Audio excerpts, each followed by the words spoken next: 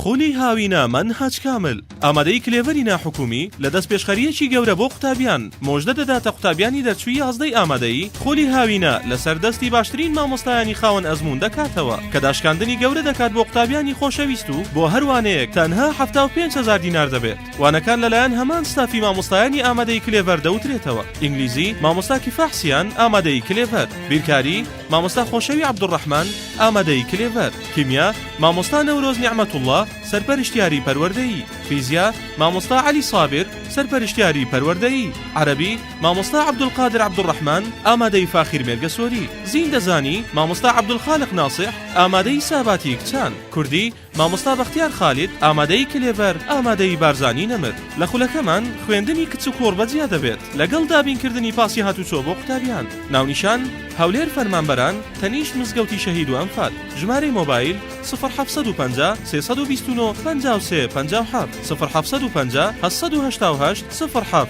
42. خولەکە لە 2/6/2018 دەست پێ دەکات. ئامادەی کلێڤەری ناحکومی.